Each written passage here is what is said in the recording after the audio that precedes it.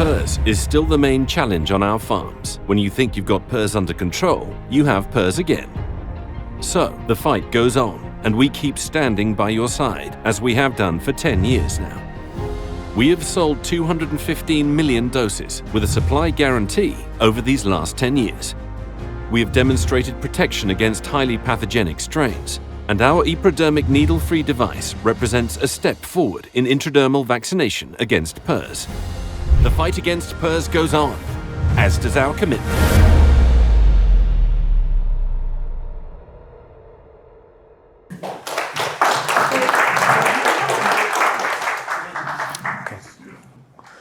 Good morning. My name is Vilalta. I come from Spain, and I'm here. I'm gonna talk about different things about PRRS. I will start with a general review of PRRS, then good tips for piglet vaccination, and then how we can use monitoring for piglet vaccination. And then I would like to start by thanking IRTA and IRTA Korea for having the opportunity to bring here to present my work and PRRS, and also to learn about the Korean swine production. So I'll start by reviewing general concepts about PRRS and reviewing what is the situation around the world and what are the most important strains that we can find in some swine producing countries. I like always to start my presentations with this slide. This is a piece of information. It's the first publication that was talking about PRRS, and it's from 1989, and that was more than 30 years ago. And we still have the disease with us, and we're not having a good business if we are keeping all the diseases that we find. But maybe we should be better at learn how to live with the disease, because it seems like it's going to be very difficult to eradicate the disease from the world. One of the things that changed over the years is the structure of the farms. So here we can see a chart where the number of pigs per farm has increased. This is in the US, and the number of farms has decreased. And the same chart we can find it in Europe and in many different countries. So the farms are getting bigger and bigger. That means more opportunities for viruses to replicate and spread. Then, if we talk about when this virus started, it is believed that it started around the 1970s, and then it spread around the world, spread from Europe to the US through a wild boar introduction in the US. So if we look at the information when the PRRS virus was first detected, when we look at serums that were frozen in different laboratories, we can find that it goes back to the 70s that we were serologically finding the virus, and we can see that it was in Canada, USA, and South Korea in the early 80s, and then also in Germany, Taiwan, and Japan. So the virus was present worldwide before that we already reported. Then we also know that PRRS virus has different characteristics that makes it a quickly and challenging virus. So the first characteristic is the virus that mutates very fast. This is all the virus that we might find, the different structures of the virus. And this is how fast they mutate. So the closer to zero is the fastest that they mutate. And here we can see that PRRS virus will be located in this area as one of the fastest evolving viruses. The other characteristic that makes this virus very challenging is it recombines. Here we can see an example of, this is the sequence, the similarity of one specific virus, but what is important here is we can see that we have two viruses. One is the purple virus and the green virus in the same genome. So meaning that, it can recombine, it can put together two viruses in just one particle. All these situations, like the growing pig industry worldwide, this challenging virus that it was being detected very late, made that the virus is currently spread around the world. So, for example, here, this is the latest status of the PRRS virus around the world. So, in blue, the PRRS virus is present. The countries that are blue, the PRRS virus is present. The red ones are the first time reported since 2017. Yellow, they eliminated the virus, but they were infected after 2017. So, for example, Switzerland is one of those countries. Then the dark green are recently eradicated the virus, like Chile and Hungary. And then the other ones they never reported the virus because they might not find it. Another thing that we know, when the virus enters the farm, it creates a certain population of viruses that increases the diversity of the viruses increases over time, and this change of the virus is played by a role of immunity, and other factors might help in making this change and making it explode. And every certain time, every some years, there's a new virus that appears. It is what is called a typical or high virulent virus that appears all of the sudden, and it seems that it's causing more clinical signs, but the good news is from time to time they disappear. And here you can see a summary of what is a high virulent virus, how is what defines this virulent virus, and where some strains of this virus more virulent were located. Now, if we monitor sequences and we share information between diagnostic labs and companies, and we can build a database of sequences, and we can monitor the PRRS virus, and then it would be easy to detect the appearance of new strains, and we prepare to compare if they are virulent or not virulent. And here, as an example, you can see every color is one lineage of virus, is one type of virus, and you can see how they have evolved over time from 2006 and 2024. Some of them have disappeared, like this pink one. Some of them are decreasing, like this blue one, but then some of others have appeared and they are increasing. And this, for example, is a PRRS virus of importance in the United States right now. And as I was mentioning, this virus, the PRRS L1C.5, is the current virulent strain in the US. And by sharing the information, we can see what is the evolution and the epidemiology of this type of strain. And here we can see the productive impact of this virus in different farms.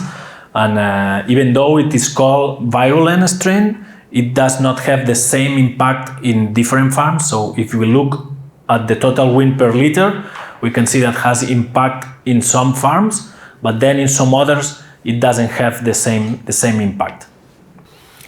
Same with sow mortality, for example, same with total born per liter, and same with the percent of mummies in the breeding herd. If we look now at the growing part of the swine industry, we can see that when this virus appeared, it was an increase of losses in the breeding herds. And also, if we compare this virus to the other outbreaks of other viruses, we can see that the losses are higher with this specific virus. And now there's a new virus that is arising. This is a different type of virus, L1C2, that because all the sequence and information is being shared, it can be monitored. And this was located mainly in Iowa, Colorado, and Illinois. And it stays longer in the farm. It has longer time to stability. And then you can see, how with sharing the information, we can follow the epidemiology of the virus and see, how this virus is growing. And now the other important swine producing country, that is Spain, we can see that, we're currently being hit by a virulent strain that was detected in the northeast part of Spain. And you can see this is the swine farm density in the northeast part of Spain, and it quickly spread through all this area. And apparently this strain, when we look at the sequence, we can see that it's very related to an Italian strain, and we can say that it most likely was coming from Italy because we have the strain, and also we know that it was an import of pigs from Italy in this area. in the same as the other PRRS viral strain, the productive impact in farms is not always the same. It depends on the farm and probably is related with immunity, management practice, and biosecurity. Here we can see 4 examples of the impact of this strain in breeding herds. So here we'll have a great peak of abortions. Here the abortions, which is the black area, lasted a little longer. Here almost no abortions, and this is a negative farm. And here you can see, a clinical trial in a laboratory in an experimental infection with different strains, and what we can see is these viral strains, they give more pneumonia to the animals. And to end this part, just some key messages. So PRRS is distributed worldwide, and it has been present in the field for more than 40 years. And we foresee that we will have the PRRS virus for a longer period of time. PRRS virus, it has been proven that it can be eradicated at the national level, as many countries have done. Then virulent sequences will keep appearing because of the nature of the virus, quickly recombination and mutation rate. And then, the movement of animals and growing animals might play a role in the rise of a spread of those atypical strains. Now, in this second part, we're going to talk about, tips about piglet vaccination and the importance of piglet vaccination. So let me start, reminding you that piglet vaccination is just one tool in the toolbox to help fighting PRRS. We have to make sure that biosecurity works and also management practices to avoid the spread of the disease. And in this case, piglet vaccination is important in 2 scenarios. The first of all is the reduction of the clinical impact of the disease in the farm, and the second for biocontainment in farms around a breeding herd or in a specific area. So let's start by talking about the reduction of the clinical impact of the disease. Here we can see, we know that if we delay the infection of PRRS virus in the pigs, the impact is going to be less. So the later the pigs or the finishing pigs are infected, the less mortality it will be. And here we can see this impact of this infection.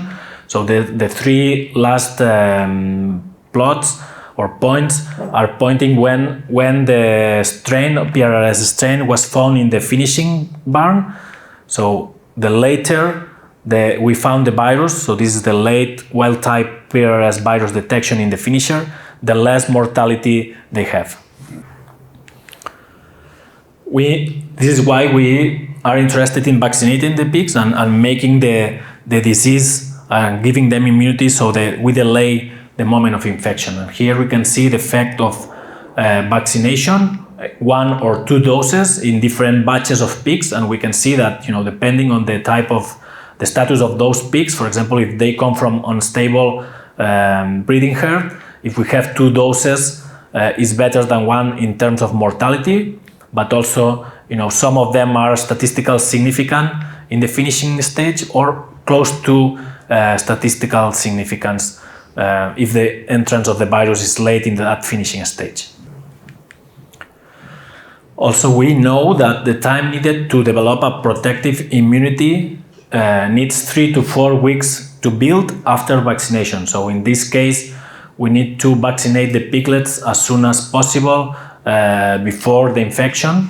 And here you can see that the protection can be equally be done either by intramuscular or intradermal devices. Then it will be interesting to know when the infection in the nursery or the finishing stage occur, so we can decide better when to vaccinate. So here we have the example of 3 barns, barn 1, 2, and 3, and the dashed line is the PCR of oral fluids. The other one is the ELISAs, the antibodies, and you can see that more or less the infection in one barn differs a little bit.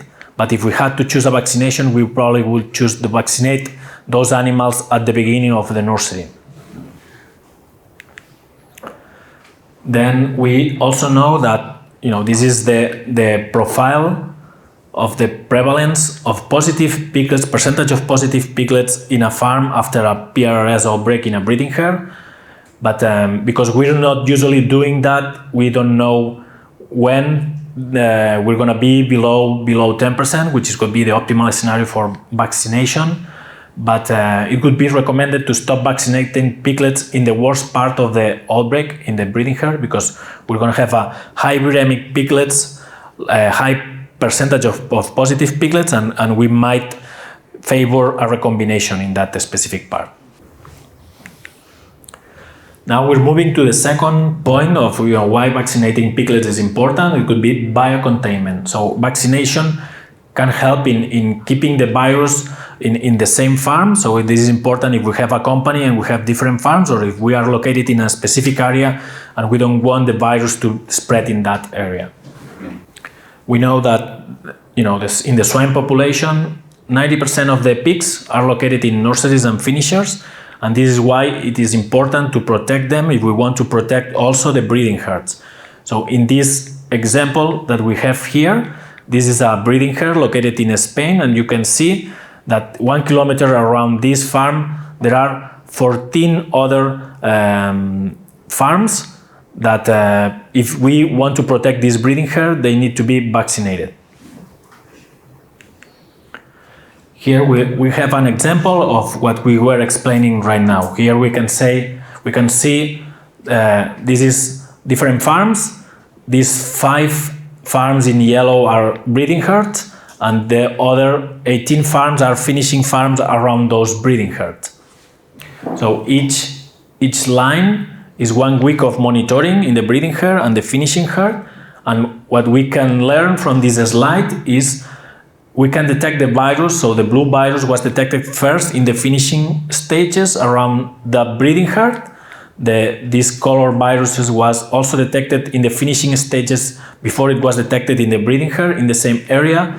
The same with the brown virus, and then the purple virus was the only one that was detected first in the breeding herd and later on in the finishing herd. So out of the 6 outbreaks that were happening in the breeding herds, 4 were detected first in the finishing stage. Then we also know that vaccination helps to reduce the transmission of the virus, and this is measured by this number, which is called the basic reproduction number, which is the number of pigs that are infected on average by one positive pig. So we can see that one positive pig infects on average 3 other animals. And here we can see an example of the vaccination in the shedding and also in the infection of contact animals. So these are the vaccinated animals, these are non-vaccinated animals, and when you inoculate a group of animals, these are the ones that are inoculated, we can see that the shedding in the non-vaccinated animals is longer. In this case of vaccinated animals is shorter, but also we look at the contacts, animals that were not infected directly, we can see that in not vaccinated pigs, some or most of the animals get infected at some point, but while in the vaccinated group, only 1 animal was infected.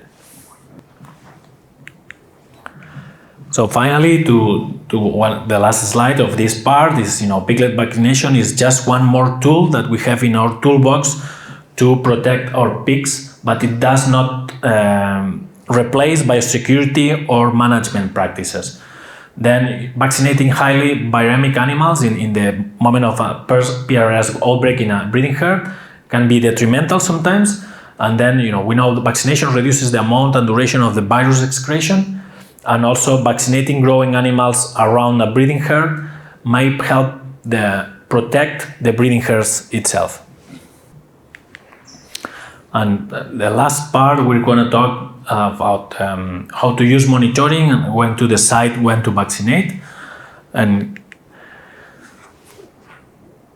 so let's take a look back of the information that we got is with piglet vaccination should occur 3 to 4 weeks before the infection. Vaccinating highly viremic animals is not recommended. Decision of vaccinating piglets must be made on economic and productive grounds. and vaccine does not replace biosecurity measures. It's just an extra tool that we have, and we have to apply it wisely. So we can use the American Association of Swine Veterinarians guidelines as a starting point to classify the breeding herd. And here you can see these guidelines, how they work. They, mostly they classify a farm based on the PCR on the piglets and based on the license of the sows. So you'll have different status, different category status, meaning that each one has a different level of PRRS virus present, and also PRRS virus defenses, antibody presence. So this is like a stop. We're gonna go through a way because we want to reach some end goals that we're gonna look in the next slide. So here we can see the roadmap of the status, and we can see that we as a company, there are companies that are interested in living here in positive and stable. There are some other companies that are interested in living in positive stable, and some other companies that might be interested in living in ELISA negative. So this is the roadmap to reach each one of these end goals. This would be elimination if you follow this one, but this might be just control. Then why monitor? Why we want to monitor a breeding herd or a farm? So the first reason is we can use it as an early warning tool, especially in farms that are negative. We want to use it as a surveillance and detect the virus as soon as it enters in the farm, so we can apply biosecurity measures. A second point of why monitoring is because we can help us establish the level of infection, so we can decide if we want to vaccinate or not. Here we can see two farms that have different levels of prevalence of positive piglets, different percentage of positive piglets, and we can see if we are going in the right track, if we're following the right evolution, and the number of positive piglets are decreasing. Another interesting point is we can sequence the virus, and then we can compare if this virus is a new virus entering the farm, that means that we are failing in biosecurity, or it's a null virus, meaning that we have not eradicated or controlled the virus in the farm. And the third and final reason why to monitor is because we can measure, in this case, like the strategies that we are implementing, the measures that we are implementing, we can measure the outcome, so we can compare if strategy A, in this case, this is the number of PCR positive, is better than strategy B. And in this case, we can see that strategy A might have a lower number of weeks of piglets positive, and it might be a better strategy to go than strategy B. And then, as now we know why, but now we have to learn what to monitor, and we have three types of samples that we can monitor in a breeding herd. We can monitor the processing fluids, and we'll talk about that later, the tongue-tip fluids, and the serum. So starting with the processing fluids is the liquid that stays at the bottom of the bucket or the container that we use to collect the tails and testing during processing at 3 to 5 days of life. This type of sample, it is considered what is called an aggregate sample because it collects a portion of sample of different animals. It is very cost effective. It is very sensitive to detect the virus in the farm because we can test multiple animals at the same time. We do not have a perception of the prevalence of the number of the positive piglets in the farm. We have an approximation of the status, but not the right prevalence. And also we can use it as an aggregate different levels, the room, the batch, the week. And here we can see an example of why the processing fluids are more sensitive than serum testing. Here we can see a farm that had an outbreak, and this is the weeks after the outbreak. And here we can see the result of testing the processing fluids and the CT of these processing fluids compared with pulling 30 samples of serum in pools of 5. So we can see that we can find weeks where we have a positive processing fluid, but a negative serum samples in the weaned piglets. So we can see that we have many weeks on that. So if we had to declare this farm stable, maybe if we look at serum, we will call it stable, but if we look at processing fluids, it's still positive. And also you can see that, we can test 600 animals in just one PCR. And here we can see the evolution of the CTs. If we look at the evolution of the CTs of the processing fluids after a first PRRS outbreak, we can see that this means that we're going in the right direction because the 40 are negative results. So we should see this trend of positive samples being less positive, and this means that the disease is being controlled. Similarly, we can use tongue tip fluids, which is another aggregated sample, but in this case we're going to use the tongue tips from dead animals or stillborns. This is also an aggregated sample. It is also cost effective. We can also sample a large number of animals, high sensitivity, and the same thing, we don't have perception about the prevalence. We can aggregate at different levels, and also this is a risk-based surveillance tool because we're monitoring animals that are more likely to be PRRS positive. And similarly, we can see the evolution of the CTs, the CT values of the PCRs, and we can see this is a farm that was negative and naive. In this case, this is the outbreak, and this is the evolution of the CTs after the PRRS outbreak following the tongue tip fluid.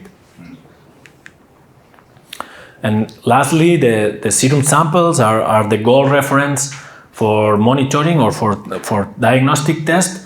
If we're looking at PRRS, the reference for pig monitoring is 30 samples of due to weaned pigs, and we're going to test them by 6 pools of 5 once a month. And we are using this sample like 30 pigs because we're targeting at understanding if we are above or below 10% level of prevalence, and we are monitoring due to weaned piglets because it's where the two types of transmission cross, like vertical transmission or horizontal transmission. So as the advantages and disadvantages of using serum, one of the disadvantages is using serum is time consuming and costly because we have to bleed all the animals. They can be pooled in 5 or 10 serums and have an approximation of the prevalence, and then the more we pool, the less certain we are about the level of prevalence. And another thing that we can state that pooling is underutilized, so we could use more pooling. And here we can see that it's important the strategy of monitoring and how to distribute the samples because the disease is not equally distributed in the herd, in the lactation room, in the farrowing room. So as an example, if you look here 12 weeks after the outbreak, we can see this is the percentage of positive piglets in each sow. We can see that in the same week or in the same room, we have sows that have 100% of the piglets PCR positive, while others have 0% of piglets PCR positive. And here we can see a practical approach of how to monitor and decide how to vaccinate. So we're gonna go 3 steps. So first of all is try to understand the infection pattern in the nursery by monitoring oral fluids. Here we can see the example that we saw, that the seroconversion occurs differently in these 3 barns. So we should vaccinate, or if we want to apply the vaccine, we think to apply the vaccine at the beginning of the nursery or at the end of the weaning. Then we should establish the prevalence of the piglets to see if that vaccine might work or not, just to understand the infection in the farm. But if we are not possible to calculate this, we can use the processing fluids or the tongue tips to establish, where in this line are we. So at the beginning, we would use the sow vaccination after the outbreak as to try to immunize all the sow herd, but then later on, after 10 weeks, we can start using the piglet vaccination to protect the pigs in the finishing herd. And once we have done that, then monitor changes in the nursery finisher to see if this was effective. And some other extra tips for vaccination. We know that, for example, the intradermal vaccination is equally to intramuscular, and it helps to protect the transmission of iatrogenic infections. And also, we know that it overcomes the interference with maternal immunity. So here we can see animals that are vaccinated with intradermal or intramuscular, and they are infected. And we can see that the protection is the same level when we compare the two groups with the non-vaccinated. Here we can see the level of viremia of these vaccinated with intramuscular and intradermal compared with the non-vaccinated ones. Also, it delivers a good level of protection even in the face of maternal antibodies. So here this light blue line is the ones that are vaccinated with intradermal and they were positive with antibodies, and you can see that the level of infection is equally or higher than the rest of approaches. And just to finish, let's do a summary of what we have learned. Is that processing fluids and tongue tip fluids work well for PRRS virus monitoring. It's very cost effective. We sample a lot of animals with only one PCR. Processing fluids and serum can be used to establish the PRRS status of the farm, but processing fluids and tongue tips cannot be used to establish the prevalence of the percentage of positive piglets in the breeding herd. And to decide when is the right moment to vaccinate after a PRRS outbreaks, we should bleed some piglets to know what is the level of infection in that population. And with that, I would like to thank you for your attention. And if you have any questions, I'll be around, so you can ask what you need. Kansamida.